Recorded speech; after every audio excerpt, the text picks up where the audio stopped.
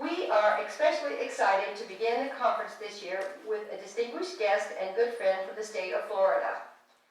Dr. Claude Earl Fox is a public health physician who has headed federal, state, and local agencies in a greater than 3-decade career dedicated to equal access to health care.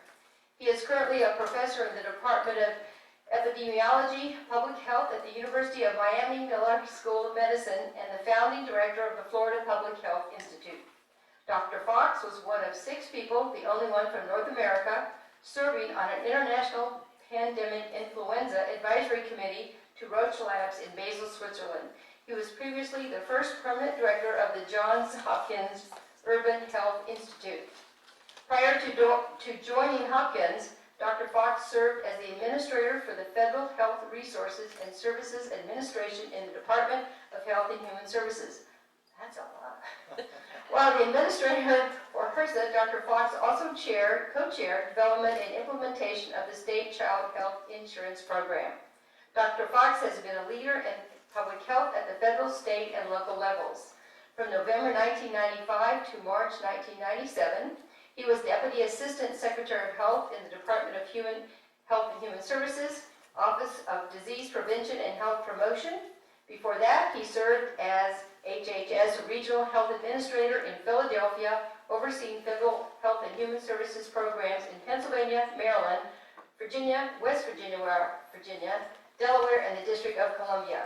He was Alabama's State Health Officer from 1986 to 1992, and Mississippi's Deputy State Health Officer from 1983 to 1986, and has also served as President of the Association of State and Territorial Health Officials. Dr. Fox is a 1968 graduate of Mississippi College, earned his medical degree at the University of Mississippi in 1972, and received a Master's of Public Health from the University of North Carolina in 1975. Dr. Fox is also a Fellow of the American College of Preventive Medicine and the American Academy of Pediatrics, and is a founding member of the American Network of Oral Health Coalitions. And, before I bring him up, I learned at lunch, he retired a week ago. Yay, Dr. Fox.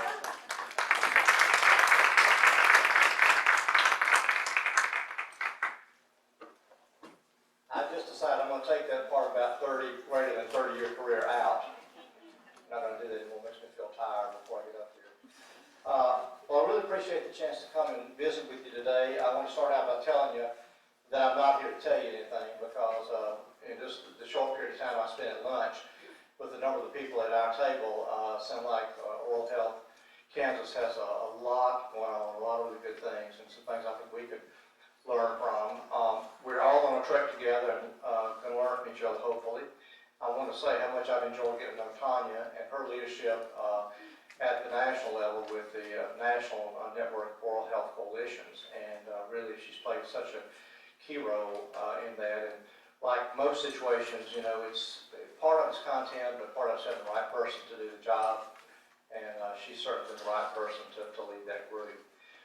I told Tanya that I could probably stay on message if you stop me for questions. So feel free as I go through the presentation, if you want to stop and ask questions, that's fine. If you want to ask questions at the end, if you don't want to ask questions at the end, that's fine. I'm not a dentist. I'll start out by saying that. I probably was a dentist in a former life.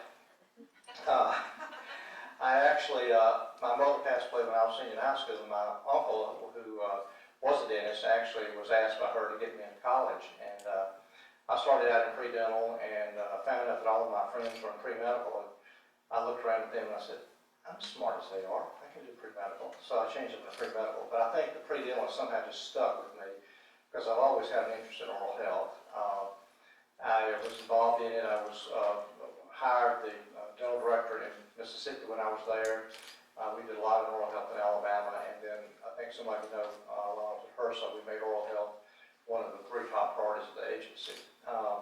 So it's, I can't tell you why I'm attracted to it.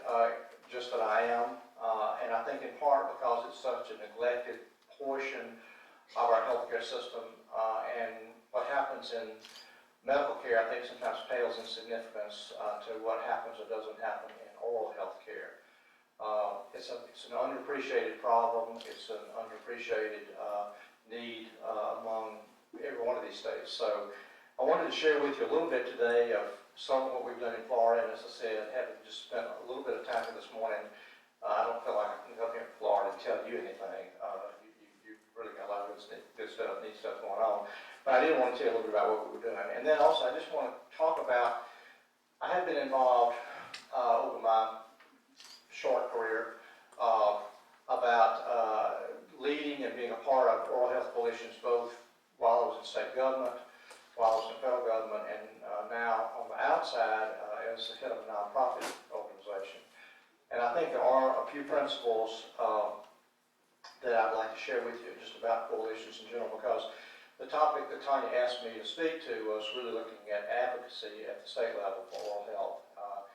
And there's certainly a lot that I think we can do on that, and I'll just jump in. I'll start by setting the stage that the Florida Public Health Institute is a private nonprofit, freestanding. We made the decision 6 years ago when I started the Institute to not be a part of state government and not to be a part of academia.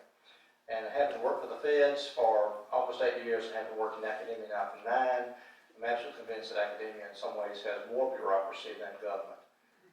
And so we really didn't want to be a part of either, not because we didn't get along or didn't want to work with them, but we wanted the flexibility of being able to do things in a much easier administrative way. So the Mission Institute, I'm not going to spend a lot of time on this, basically we're looking at broader health, and we're looking at trying to advance health in the state of Florida through a variety of ways, looking at workforce and education and other things. So just to give you a sense of who the Public Health Institute is.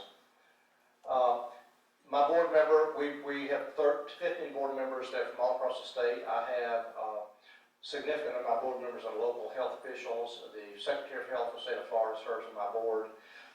We have several academic representatives on the board, and then we have a number of other people. We have an ex-legislator, and I know you have some ex-legislators in your body, and they're very, very, very good to have. They understand the process, and many of us don't. But we have a pretty diverse board. I do not have a dentist on my board. And ironically enough, probably the single biggest portfolio of the Florida Public Health Institute now is oral health. So maybe we ought to think about bringing a dentist on. It's the first time I've really kind of given that consideration. But anyway, it's an interesting board. They've been very supportive. And again, you probably can't see this. I can barely read in the colors, but we have several workforce centers with about preparedness, primary care prevention. We actually have been financed by a local foundation to do startups for federally qualified health centers. We have some things around sustainable environment. We looked at some health policy stuff, particularly around the Affordable Care Act and Medicaid, and then done some specific public health workforce issues. Again, I'm not going to talk about that a lot. So kind of, we really got engaged in Oral Health Florida, I guess about 3 years ago. There was a group meeting. They had been meeting as a part of the State Health Department, and really the State Health Department, I guess you have to say, provided the leadership to this group and an administrative home to this group. And the group, I don't even know if they were called Oral Health Florida at that point, but what happened was there was a feeling as each kind of administration in Tallahassee has become more and more conservative and the political messages becoming more and more controlled. There was a feeling on the part of the members of the coalition that they really wanted the coalition to be outside state government. And I want to say this is somebody that served 20-something years in state government, so I'm very sympathetic to people that are in state service because it's not an easy job. And it really didn't reflect any on the individuals that were in the dental or oral health unit at the State Health Department in Tallahassee. It was really just more an issue that, there was no policy issue, there was no policy position, there was very limited movement without approval from the governor's office, which was becoming increasingly difficult to get. So the group made the decision, I guess about 2 years ago, to move outside of the health department. And we were actually, I guess, one of the few nonprofits, maybe the only nonprofit, that was involved in the coalition and did not receive any state funds, which can be a plus or minus, but I think in the end it's been a plus. And so we were asked to take over the Oral Health Coalition. We did. We are located in Palm Beach County, and obviously the coalition was made up of members all across the state. And really, from a funding standpoint, because we were non-governmental, we really didn't have any funding to provide support to the coalition. And so we were fortunate enough to begin initially to get a grant from the DentaQuest Foundation. Originally, it was framed around messaging and how to develop oral health messaging across the state. And we were able to do that, and then we received another, I guess our second grant was a grant that was specifically for support of the coalition development across the state. When we took over the statewide coalition, at that point, the state health department thought that there were 3 local coalitions, and when we took over, we started looking and found out we had about 9. So there were a lot more groups out there, and a lot more individuals out there that were interested in oral health, and I think even the state health department was aware. We did do a messaging campaign, and Frameworks Institute was funded by DentaQuest, helped us with that. We came up with a statewide logo and a statewide slogan, which was basically healthy mouth, healthy body. And what we were trying to do was to draw the parallel, the connection between general health and oral health, and try to get away from this idea that oral health was really around aesthetics and the kid's smile. And more so, it affects preterm birth, it affects heart disease, it affects diabetes. I think we're going to find more and more things that it's linked to or certainly associated with as time goes on. So anyway, we developed the logo and had a messaging campaign. We actually went throughout the state and had several training sessions for our local coalitions around how do you do messaging to get the attention of the public. And one of the things that we were, I think, taught and kind of, it was an epiphany for many of us, was that we have to frame oral health in a way that one doesn't blame the parent, doesn't blame the child, doesn't blame the family, and yet frames it also around, yes, we all have individual responsibilities in our oral health, but what are the responsibilities from a community standpoint? What are the responsibilities from the standpoint of policy? And if we want to really affect policy, and I have a thing about this, and I have a little bit of an edge with some of the foundations in Florida, that a lot of the foundations, and I'm not speaking about Kansas, I know nothing about Kansas, so don't anybody take this personally, it happens to be true here. But a lot of the foundations in Florida really love to fund these small service feel-good projects throughout the state. And at the same time, we have policy decisions that have been made in Tallahassee around Medicaid managed care, around oral health, around prevention, that are not being affected, in my opinion, much by the number of health-oriented foundations we have in the state of Florida. And I understand that foundations can't necessarily do advocacy, but you can do education. And so we started thinking about, what should we do around legislative interactions, and I'll just tell you right now, we're not there yet. But I will give you a couple of examples of things that I think can be done. And one of the examples actually sounds like you have something in some fashion similarity here. The Georgia Health Policy Center, that's part of the Andrew Young School in Atlanta, actually has developed a Legislators 101. And I understand there's leadership development effort underway, and that's been going on here with some of the Kansas legislators. But what Georgia does, they actually have a health leadership academy that they offer, and they've gotten the chair of the health committees in the Georgia legislature to be a part of this. They actually award the certificates for this health institute on the floor of the House and Senate when they're in session. And this may not be possible in other states, but in Georgia they've been able to do this as an educational activity, and it's been closed to the public so that legislators can come in and they can express their opinions, what they think about this or that, without fear of being quoted having some public pushback. So it's been apparently quite effective in getting help on the radar screen for a number of Georgia legislators. In Mississippi, there's a Mississippi Health Policy, or Mississippi Policy Institute, headed by Teresa Hanna, who I used to work with. And they are funded, they have core funding from a local foundation to do policy development with the Mississippi legislature. And they go in with a nonpartisan stance, and on an issue will basically be available to do staff work for them. And actually, they've even been asked, as late as 2 years ago, to write a trauma bill that was introduced and passed in the Mississippi legislature. And they've been involved in education issues, they've been involved in health issues, but I guess the bottom line is they become trusted in the point that they're not partisan and they're not pushing a particular point of view. They're providing objective pros and cons information for the legislature. And it's been an evolutionary process, but they now are trusted by the Mississippi legislature, which, as you might imagine, like many other states, is quite a conservative body, and is being asked increasingly to research and provide information and to assist them in various efforts. So all that kind of is a backdrop of what some states are doing. In Florida, I don't think we're as far along as we would like to be, but we certainly have tried to think about how we should be doing messaging. So this is we've actually done a press kit for all our local coalitions. We've done sample letters to the editor, sample op-eds.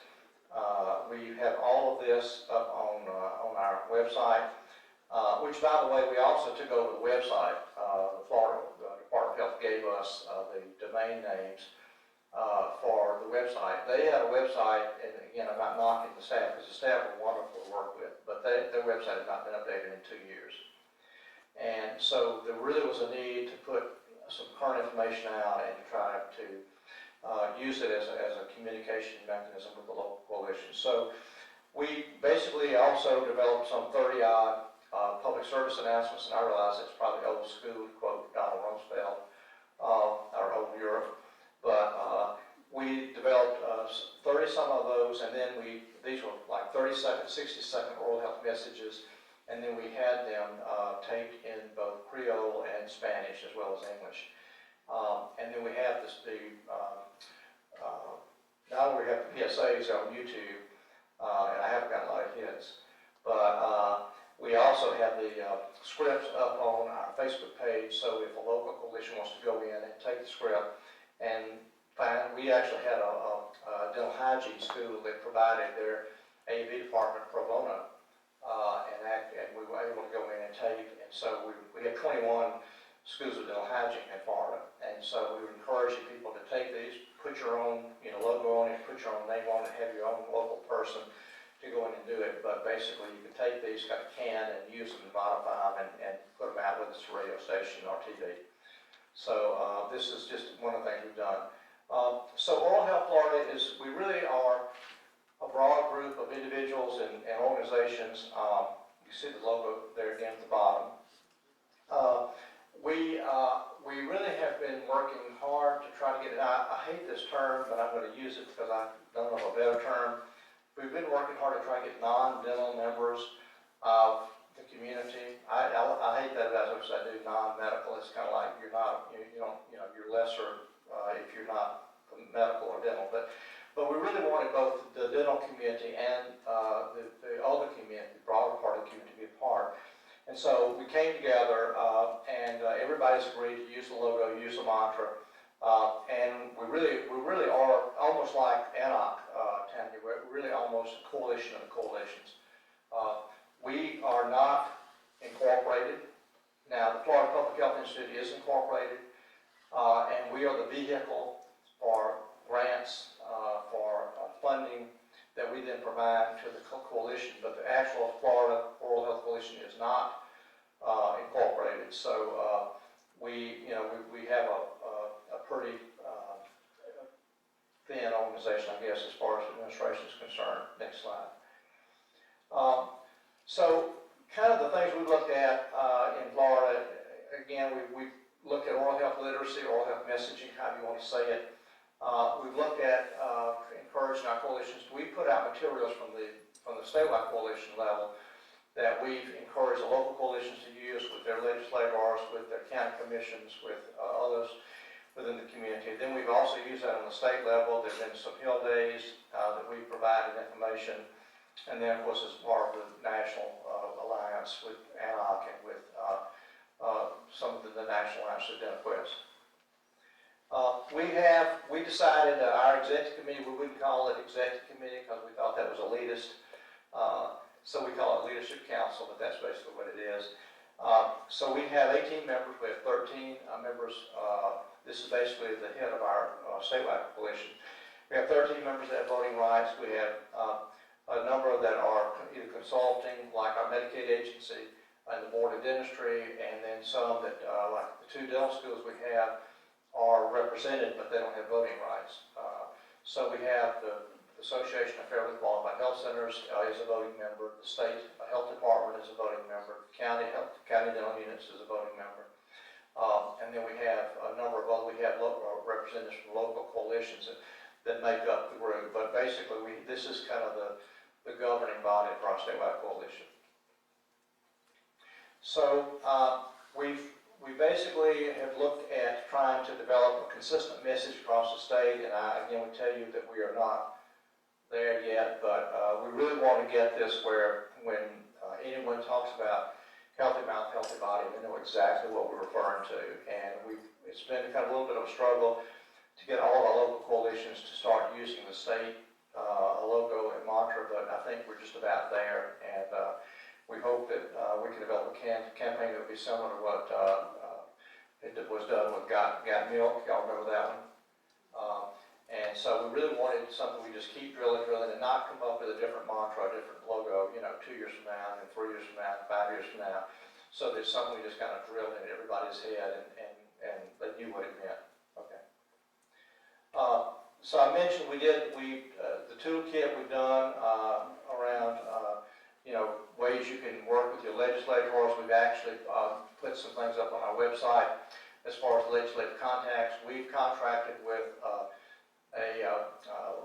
legislative advocacy, well, not legislative policy group in Tallahassee that's helped us with making available to the local coalitions their legislative contacts, knowing who they are, which district they're in. How do you find that? How can you find that on the web? And again, it's something that I don't know about you, but anytime I have I thought about, well, I'll contact the legislator, and oh my God, I got to find out who it is, and how to find the email, and how to find the phone number. And we wanted to try to make that easy for our local coalition members, so that's been part of what we've done. We actually have done several things, and we hope to continue this. We don't have a lot of money, and so we've tried in thinking about, Florida does not have a statewide oral health surveillance system. And so one of the things we try to think about is, what can we do to say what's going on in Florida in oral health? And I know, my feeling is, having come from Mississippi, Mississippi could care less about what's going on in Florida, and Florida could care less about what's going on in Mississippi. Everybody wants to know what their data looks like in their community, in their state, and something that's fairly current. So we started looking around and saying, okay, what can we do to kind of raise the level of awareness of, we got a real problem here, folks, and how can we do that without having a lot of money? So we went to our local health planning council and asked them if they could look at emergency room data in Florida for a set of oral health codes. And they looked at 3 years, at 2008, 2009, 2010, and analyzed all the ER data across the state by county, by hospital, by year. They could tell you who came in during the week. They could tell you who came in at night. They could tell you who came in with Medicaid. They could tell you who came in with private insurance. And basically what we found, and we published this, and we didn't do it in a scholarly fashion, but the data is accurate. And what we did is, I felt very strongly that when we put this out, that it would fit on no more than one piece of paper. Because I don't know about you, I have ADHD. And if it's more than one piece of paper, I ain't gonna read it. And I think a lot of other people are just like me. So we try to say, okay, what can we put on one sheet that in 5 or 10 minutes somebody can sit down and they can get it. They get what the message is. So we did this by, we have a state roll-up sheet, and then we had an individual sheet for every county. And I was shocked, quite frankly, when we started looking at this data. We had, in Florida in 2010, we had, and I think this is a gross underestimate, we had 115,000 emergency room visits for dental codes. And in my opinion, probably none of those should have ever hit the ER. Not only do we have 115,000, but they cost $88 million. Okay? And I think it's a low estimate because I think a lot probably comes into the ER that's dental or dental related that doesn't get coded dental. So this is probably the low end. So we started thinking about, what does this mean? Well, we looked at, and the Medicaid population had seen one of the biggest increases in ER codes over the 3 years. A lot of these visits were from 8 to 5, Monday through Friday, which theoretically, if somebody has a dentist, they wouldn't be coming in. Because that's during office hours, that's when they'd be going into a dental home. So we tried to think about how to portray this, so we had several graphs. We looked at it, as I said, wrote it in the state, and we gave each county their individual data. Pew Foundation actually did this nationally, and we were quoted in that report as well. But I think one of the things this did was, for the first time, it talked about, what are the costs, even in a very isolated fashion, that are being incurred by the state right now for not doing sealants, for not doing fluoride varnishes, for not doing community fluoridation. And I don't think anybody had ever put that out in a way to get folks thinking about it.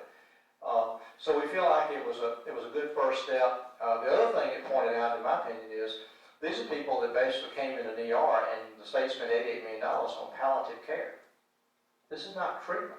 This is not definitive care. This is giving the kid, the mother, an antibiotic, or giving them, a pain medicine to get them to whenever. And so one thing we don't know is how many of these folks, came back again and again and again, and how many of them ever really got to any type of definitive dental treatment. So that's one of the other analyses that we hope to do sometime next year. We also, so I think this is the county sheets. And by the way, you can get all of this. It's available on Oral Health Florida. You can go to Oral Health Florida, Google it, and pull up our webpage. And we're also Oral Health Florida Facebook, and it's all on our Facebook. So you can go into Facebook, you can pull it up by county, you can see the state sheets, whatever. So it's all there if you want to take a look at it. So we did put a website together. We actually started it with a project that was done by the Children's Dental Health Project in DC. And for all of you, if you're not aware of CDHP, you need to go visit those. If you're interested in oral health, you need to look at Children's Dental Health Project, CDHP, leaders.org. And they are a nonprofit organization in DC that really focus on children's oral health. They do a lot of policy work. And we contracted with them to look at Florida Medicaid program and tell us kind of what were the opportunities for what we could do in Medicaid based on the Children's Health Insurance Program, the revisions that had happened there. And then they recently did an update around affordable care. And we're still not where I'd like to see us be with that. But my goal here was that we would develop a website that was easily navigatable so you could figure out in Florida or in Kansas, based on what's going on in your Medicaid program, what are your opportunities around oral health. And I will just tell you right now, and one project that I would like to see is DentalQuest with somebody to take on, and I understand Kansas is dealing with the same managed care issues that Florida is. Florida is committed to transition to total managed care in the Medicaid program, including dental. And I'll tell you, in Miami, they went to managed care program about 5 years ago, and they saw the dental providers go down by 70%. They saw the number of kids that got care go down, and they saw the cost go up per child. Tell me what's wrong with this picture.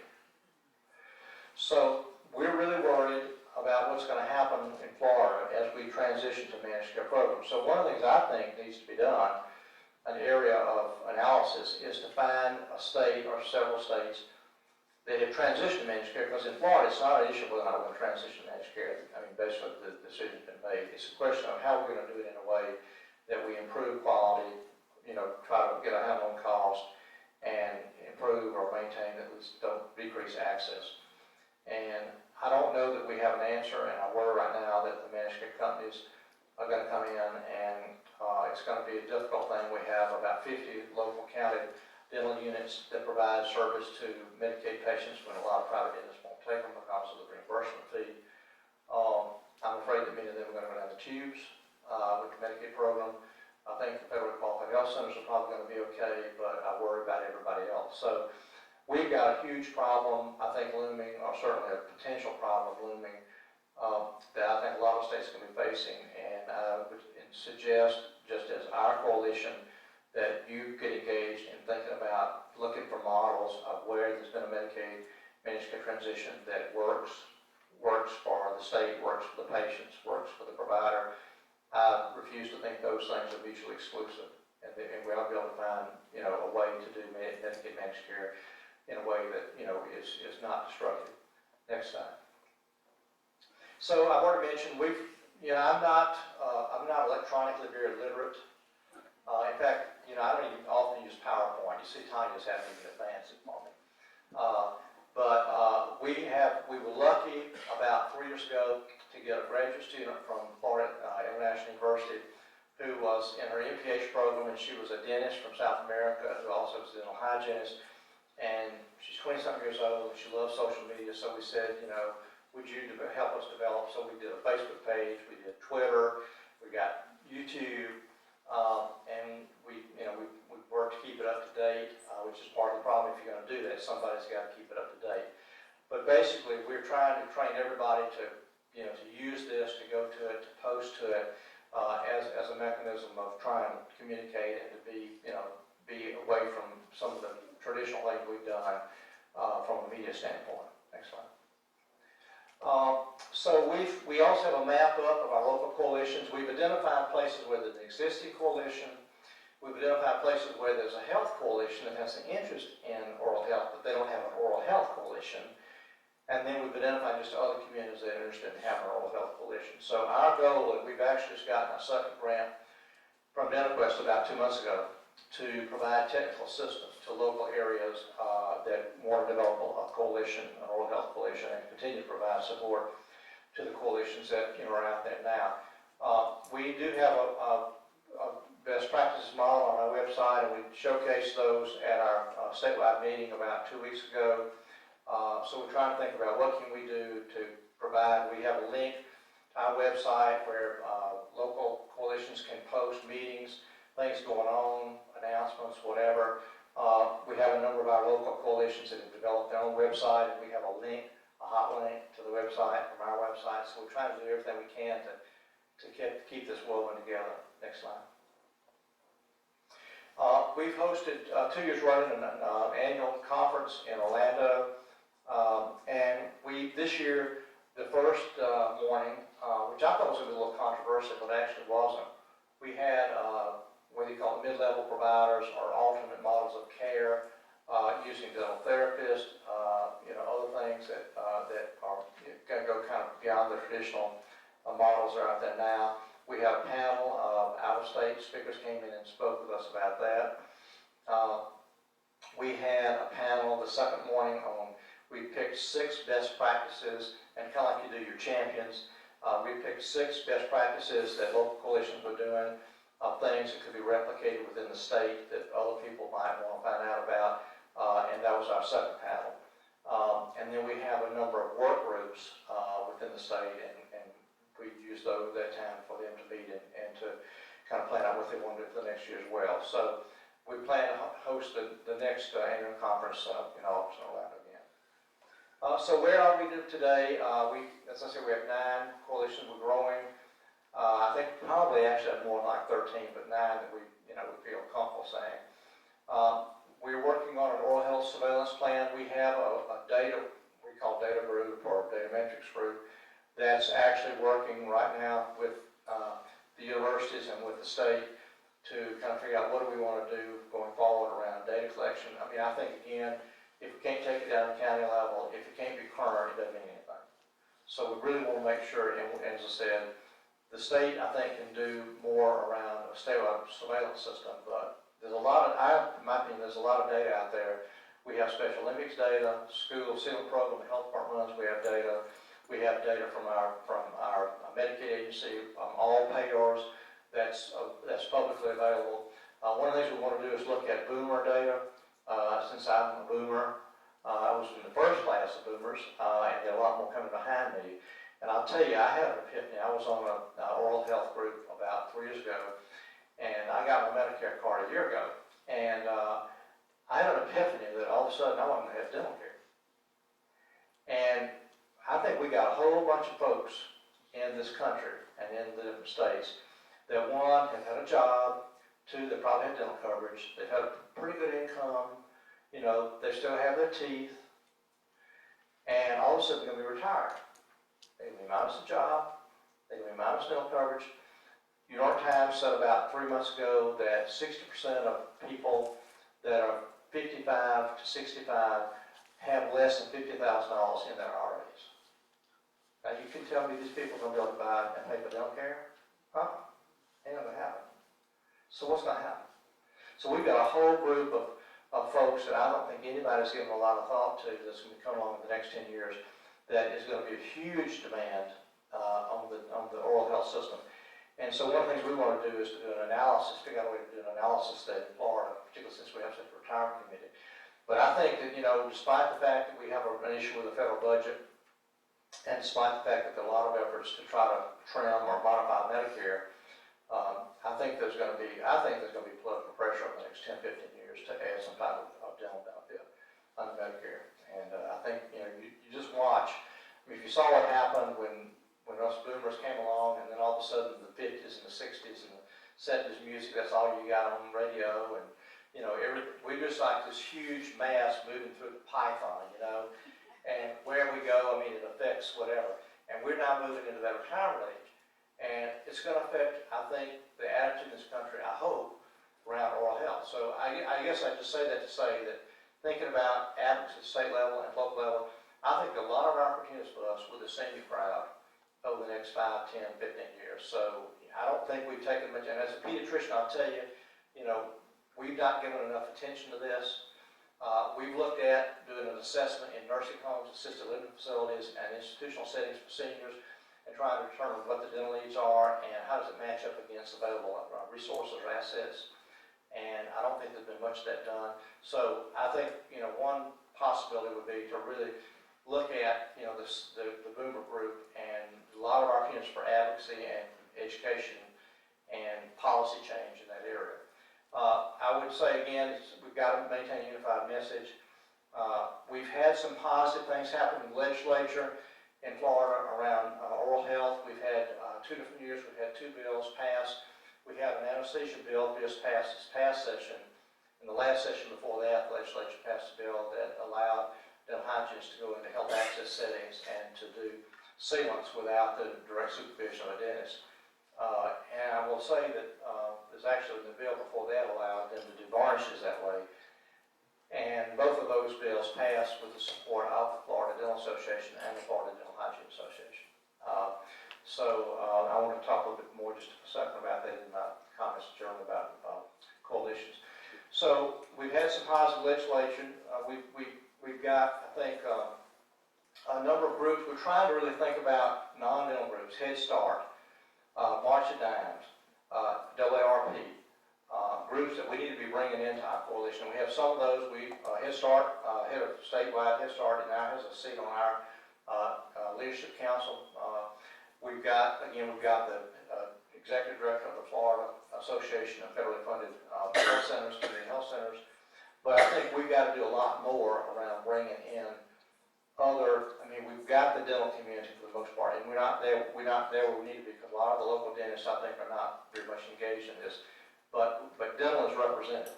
We don't have, in my opinion, some of the lay parts of the community that need to be represented. So I would just say for us and for you, I would encourage you to give a lot more attention to that.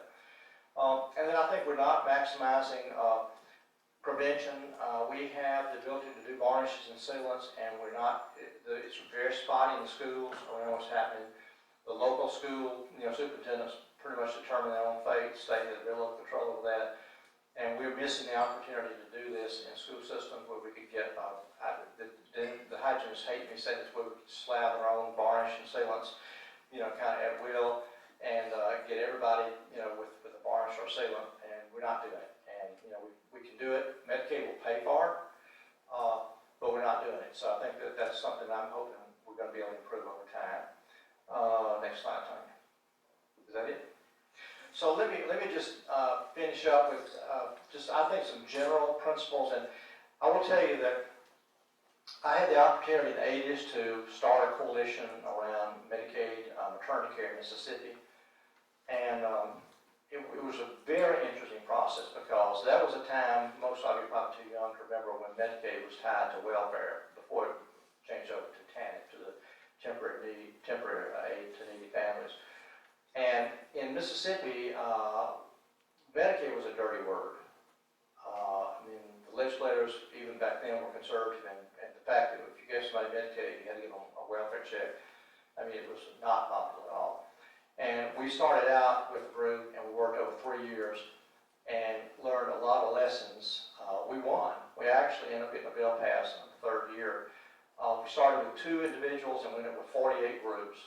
We had the traditional medical, like hospital association, pediatrics, obstetrics, family practice, but we had League of Women Voters, we had Catholic Charities, we had a lot of non-medical groups involved as well. And we persisted, and we got down to the 3rd year. The bill came up in the Mississippi House and Senate, and they voted it through with 1 dissenting vote in one chamber and 0 dissenting votes in the other chamber. And this was in the early 80s, not a liberal time and not a liberal state. And it was a Medicaid expansion that went through. It was actually put in place. And so it can happen. So I kind of used my experience there, and we did something not exactly similar, but certainly a coalition in Alabama, and then my experience with the Florida coalition. So let me just tell you some of the, in my opinion, the principles of what you need to do to succeed as a coalition. First off, you don't have to have money. It helps, but you don't have to have it. When I started at HRSA, we had 13 priorities, and we made oral health a priority, and we had no line item budget for oral health. We didn't get a dime more for oral health for the 4 years I was HRSA administrator. But the fact that we made it one of only 3 priorities within the agency, all of a sudden put a spotlight on it. And the next thing you do, HCFA, which now would be CMS, they decided they were going to make it a priority. And so the Medicare Medicaid agency and HRSA started forming regional teams. We had 10 regional offices. And so now we had 10 regional teams between the financing agency and HRSA, the access agency, around oral health. Then we started having state groups put together dental summits. And a lot of things came out of the summit. Just to give you an example, since I was state health officer in Alabama for a while, the governor in the state of Alabama, after all this got started, decided that he was really concerned about dental. And he issued an executive order to the state Medicaid agency that required that the state Medicaid agency pay Blue Cross Blue Shield rates for all Medicaid care for kids. And overnight, we had a ton of dentists that all of a sudden were willing to participate in the program. Just one example. But we didn't have money. We had the bullet pulpit. I think the other thing is you need an anchor. You need an organization. It can be an organization or an individual. But I really was pleased, and I want to see if we can go back and copy y'all's champion program, Tanya, because I think it's really a great program. But I think you need a champion for an effort like this, and you've got to have that person, that organization that's kind of that's going to be the linchpin. I would say you need to keep your goals and your message simple. I tried to start an advocacy organization in Alabama around environmental issues, and nobody could ever agree on what was the single message. And I think we get too complicated, we get too involved, and I think whatever you want to do, it's the KISS principle. It's keep it simple. Keep it simple, stupid. Keep it stupid, simple. Whatever. Anyway, you go ahead. But I think the problem is coalitions tend to sometimes take on bite off more than they can chew. So my recommendation again would be to stay very focused in what you want to get done. I think you need, as I've already alluded, diversity in your coalition, not just racial diversity, but geographic diversity, and organizational diversity, professional diversity. And I don't know about you, but when the preacher goes to the hospital and visits the sick, I say that's his job. But when a church member goes to the hospital and visits sick, it's like, oh, that's great, you know. And so I think the same thing in dental. I mean, I'm glad we have the dental community engaged in many of these coalitions. But people look at a dentist or look at a dental hygienist, or they say, well, that's their profession. In fact, we had a legislator say that about 2 years ago in the state legislature. Well, the dentist is going to get rich on this. But when you look at, you know, somebody that doesn't do dental primarily, that goes in and says, you know, Head Start or pediatrician or someone else, it's like it puts a whole new cast on it. So I just think you really need that diversity in your coalition. I think I've already said you must agree on a core message, core goal. My theory on coalitions is coalitions are like a bunch of different circles that just barely overlap, just a little bit in the middle. And that overlap is where the oral health coalition and cooperation results. And all the groups that we had and we have, you know, they've got other things, other agendas, but what we try to say is what do we agree on? And let's don't fight on that. Let's agree on that and let's all push together. And we had on this press release we've done the ER data, to be honest, we had a little bit of tension between the hygienist and the dentist, and neither one of them were real happy. We drafted the press release, and neither one of them were very happy at the press release. But we modified it till we got both of them to sign on. We kept everybody under the tent. My theory is you can't have a coalition if you get outside the tent. So you've got to find where that overlap in goal and message is and stay there. I think you have to be flexible. I will tell you this coalition that I headed up in Mississippi, we had a lot of stress and strain. It was like, I don't know the analogy I can think of, but a ship that gets caught in a storm and the timbers creak and they groan and they get pulled this way. But we had, it took us 3 years, and we had to make some modifications in our strategy from time to time to keep everybody supporting our goal of expanding Medicaid coverage for this group of people that needed it. We kept them together and we won, but it was not easy. I think you have to be persistent. It took us 3 years. We met every Wednesday at lunch. We had a bag lunch for 3 years. And it took us 3 years. And I just would say, you know, again, I think many of you are experienced with this, but, you know, don't be unreasonable in your expectations. It takes a while to get something done. You have to be persistent. I think, you know, the other lesson was let other folks take the credit. We had groups that, you know, were involved in this, and my feeling is I don't care. I mean, you know, what do they say? Success has a lot of, you know, parents and failure has none.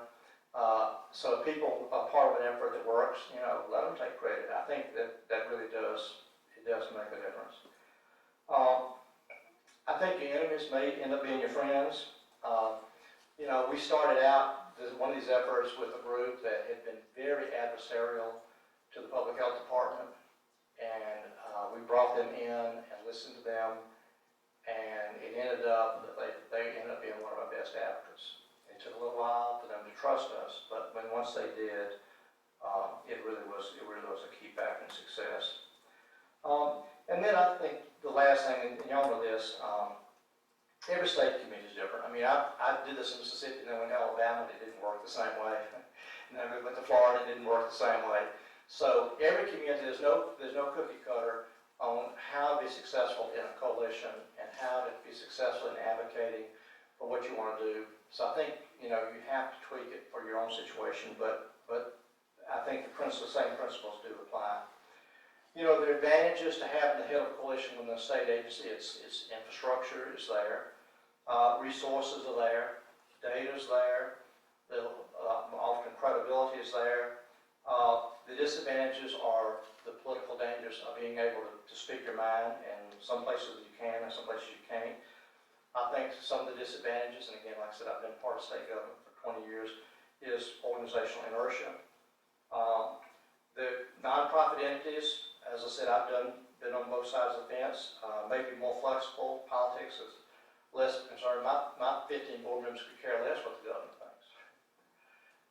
And we don't get any state money, although it would be a nice problem to have. But, you know, and we're flexible. We're able to move quickly. We have list administrative barriers. Our downside is, you know, we don't have the funding flexibility. We don't have the funding diversity, is what I should have said. In that a state a lot of times has multiple resources that can provide support. A nonprofit, a small non-governmental entity doesn't. So I think, there are various reasons for going one way or the other. I would just say to you, though, that, oral health is something that it's really important for all the reasons I've said. I think we're really fortunate right now, and there have been several things that have happened nationally that, make me hopeful about what we can do around oral health within the states. Two are the two IOM Institute of Medicine reports that we issued last year around basically HHS's role in oral health. And the second is that the DentaQuest Foundation is funding 22 states to do oral health. And I told Ralph Petrillo, who's head of the President of the DentaQuest Board, I wish they'd been there when I was first administrator, because we didn't really have anybody funding oral health. I mean, this is the first time all of a sudden we've got a foundation that's funding almost half of the states to do infrastructure, to do policy, to do looking at medical dental collaboration, to do messaging. And I think the opportunity there, and again, it's part of why I'm so glad that Tanya is trying to pull together, and has pulled together, a coalition of coalitions, is we need to be thinking about, just as at the state level and local level, what are the messages we ought to be all singing the same song on. And if we don't do that, we're missing a real opportunity. And DentaQuest, I've talked a lot to them about the fact that they really need, from this point on, to work with the different states around what do we want to get done congressionally? What do we want to raise visibility that would filter down to state legislatures? And I think there are a number of things that we can do there, and we can learn from each other. So I think it's a great time, obviously a very difficult time from a financing standpoint and from a smaller government standpoint. But I think when I did my graduate program, as already mentioned, at the University of North Carolina, and my advisor there told me when I was going back to Mississippi, he said, well, look at it this way. The fertile ground grows the best plants. The fertile ground grows the best plants. And so you have a lot of challenges, but you have a lot of opportunity to do good, and a lot of people out there that need you. And I'm really impressed with what Kansas is doing, and as I said, we're going to take some of the lessons back to Florida and see if we can't copy them as well. So thanks for letting me come today and share a little bit of my experience with you. And Tanya, if you have time, we'd be glad to take a couple questions.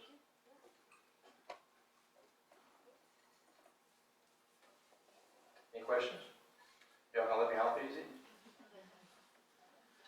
Yes, sir. I know there's a difference between education and advocacy, but in your relations and your interaction with DentaQuest, when they give money, are there strings attached? I got asked that same question about 2 years ago by somebody with the state health department, and I have to say no.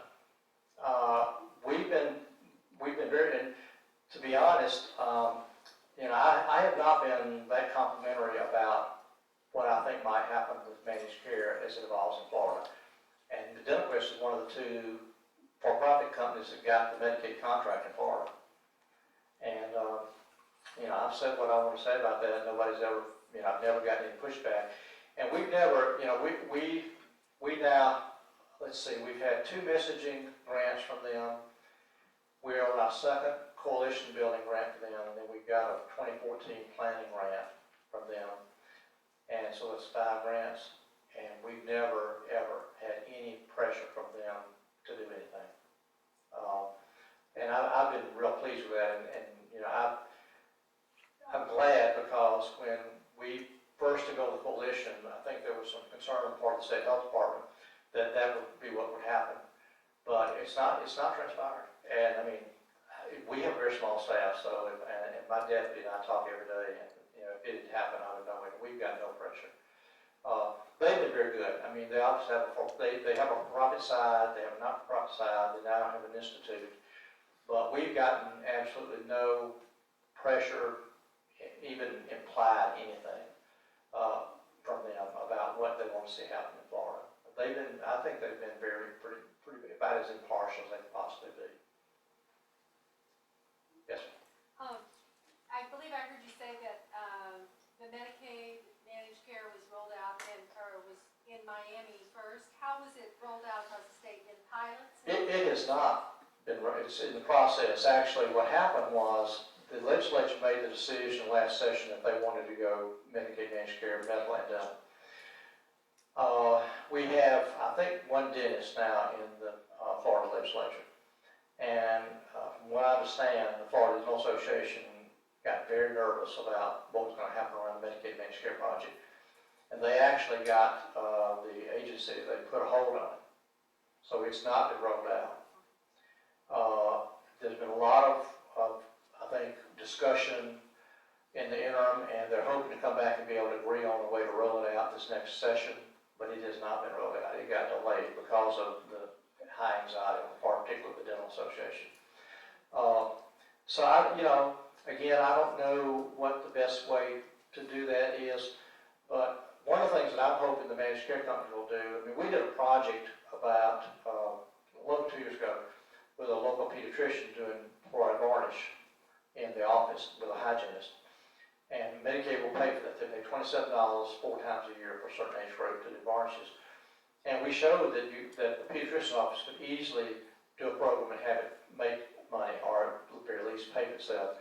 And the problem was the managed care companies didn't want to, not all of them, but some of them would not pay because they wanted the kid to go down the street to see their dentist, which defeats the whole idea of trying to have a one-stop shop as part of medical care to do the prevention. So I'm hopeful that with only 2 managed care companies that we can figure out a way to encourage them to really facilitate prevention and not, make it difficult. The other thing is trying to figure out what other things they can do beyond the fee schedule, which is an issue. Now, Florida just did a 40% increase in their fee schedule, but they're still like at the 30th of usual customer charges, so they're still way, way down. But what other things could be done around the fee schedule that might encourage dentists to participate? I mean, even if we get prevention in the schools and in the health department and the Head Starts and quick clinics, you still get a cavity or an abscess, what do you do? So that's a huge problem. There was a paper, and one of the things I've been working on, and actually we've shared recently with the State Medicaid Agency, Children's Dental Health Project did a paper for us as part of this project I mentioned, where they had actually a proposal that federally qualified health centers that had dental as a scope of service could go out and contract with private dentists to provide dental care, restorative care in their office, not in the FQHC, but out in the dental clinic where their office was located. They did not have to be a Medicaid provider. They did have to be credentialed by the FQHC.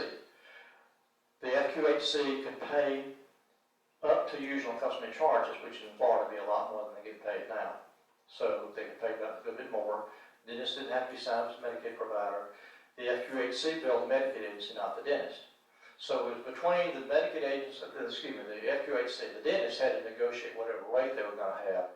The only requirement was it could not be above the usual and customary rate for that community, but it could be anything up to that. We had a letter of support from the American Dental Association and a letter of support from NAC, the National Association of Community Health Centers. The one thing that was missing was a policy memo from CMS saying that it was legal. And we got that a year and a half ago. So CMS, Cindy Mann, has actually issued a policy memo, and we can get that, if anybody wants it, we can get it, we can send it to Tanya or whatever, but we've got that. And we actually shared that with the Medicaid director of our state agency about a month ago. And it's not a solution for the low dental fees, but if you figure for every FQHC, even if they have an in-house dental unit, if they could contract with private dentists to do more restorative care, all of a sudden you could maybe quintuple the number of patients you could see. The dentists get paid a higher rate. They don't have to be a Medicaid provider. The kids get the care. The FQHC does the billing. And so we're trying to get Medicaid to cooperate with us on being able to pilot that in 1 or 2 places in the state. But CDHP did the paper. Again, CMS did say that we were missing the third leg of the stool, which is CMS approval, and we got that about 18 months ago. So it's out there, and I think my understanding is there are some states that already do this, but it really is kind of dependent, I think, on the state Medicaid agency more than anything else. Other questions? Well, thank you all for letting me come and share with you today.